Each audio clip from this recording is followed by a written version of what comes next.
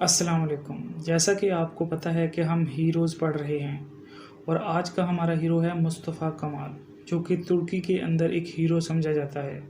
ये पहला chief executive था तुर्की का, जैसा कि कायदे-आज़म पाकिस्तान के पहले चीफ़ एग्ज़ेक्युटिव थे। मुस्तफ़ा कमाल वो बंदा है जिसने सल्तनत उस्मानिया ख़त्म की और तुर्की के अंदर डेमोक्रेसी कायम की और उन लोगों से लड़ा जो तुर्की के ख़िलाफ़ थे और मुसलमानों के ख़िलाफ़ थे। दोस्तों, ये स्टोरी शुरू होती है जब पहली जंग अज़ीम ख़त्म होती है। आपको पता होना चाहिए कि जो फर्स्ट वर्ल्ड वार है उनमें कौन कौन से कंट्रीज़ एक तरफ थे। एक तरफ थे फ्रांस, बरतानिया और रशिया, इनको कहा जाता है अलाइड फोर्सेस, और दूसरी तरफ थे सल्तनत उस्मानिया, जिसको तुर्की भी कहते हैं, जर्मनी और ऑस्ट्रो हंगरी। अब जंग जो है वो ख़त्म हो चुकी थी और आसपास के जो इलाके हैं, मिडल ईस्ट वगैरह, वहाँ पर जो जीतने वाली आर्मीज़ हैं वो जश्न मना रही थी।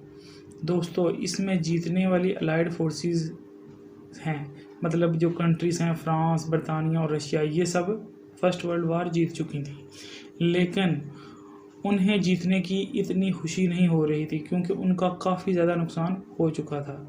दूसरी तरफ जो सल्तनत उस्मानिया के लोग हैं, उनमें से काफ़ी सारे लोग खुश थे, इस वजह से कि वो कमज़ोर थे और उन्होंने जीतने वाले जो ममालिक हैं उनके कब्ज़े को एक्सेप्ट कर लिया था।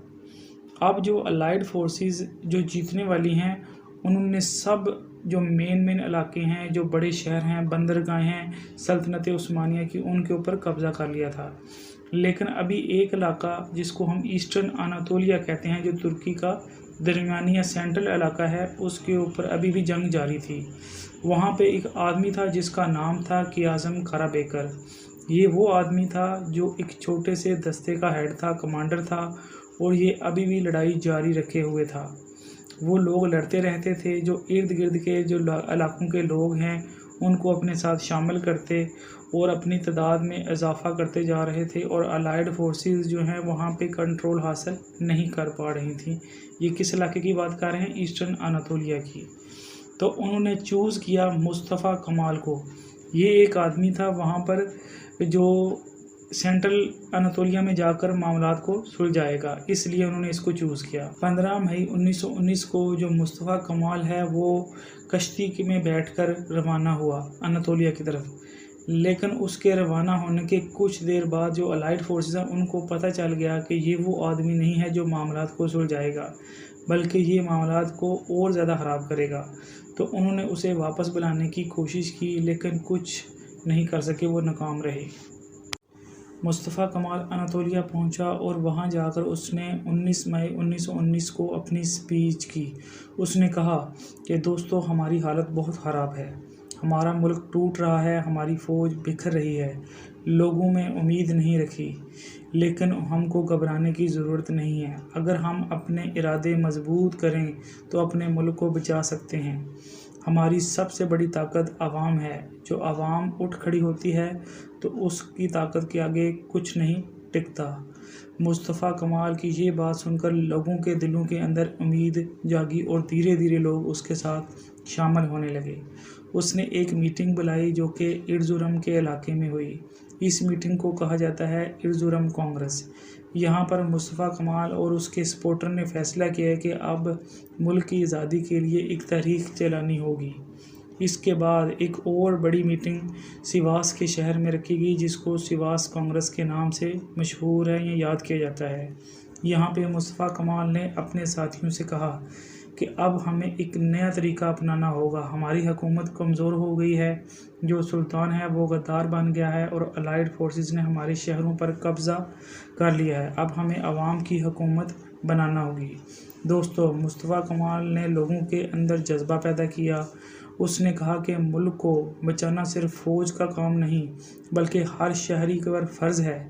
लोग गांव-गांव उठ कर उसके साथ शामिल होने लगे। किसान, स्टूडेंट्स, टीचर्स और आम आदमी मुस्तफ़ा कमाल की बात मानने लगे। फिर उसने एक और कदम उठाया। उसने 23 अप्रैल 1920 को अंकारा में एक असम्बली बुलाई।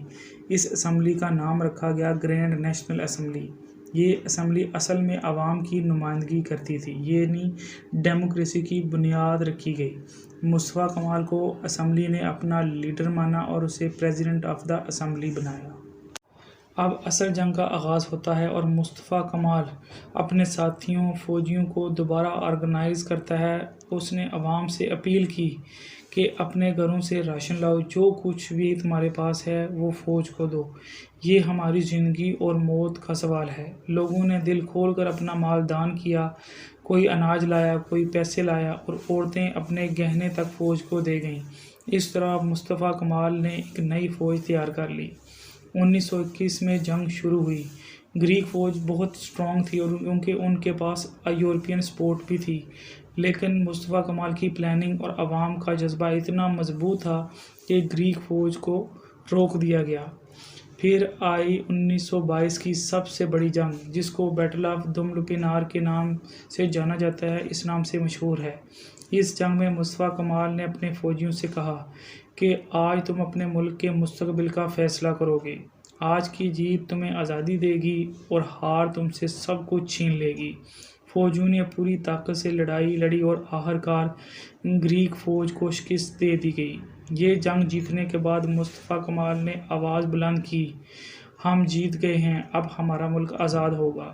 اس کے بعد 1923 میں ٹریٹی آف لوسین سائن کی گئی، جس میں ترکی کو ایک آزاد ملک تسلیم کر لیا گیا، اور اسی سال مصطفیٰ کمال نے ریپبلک آف ٹرکی کا اعلان بھی کیا۔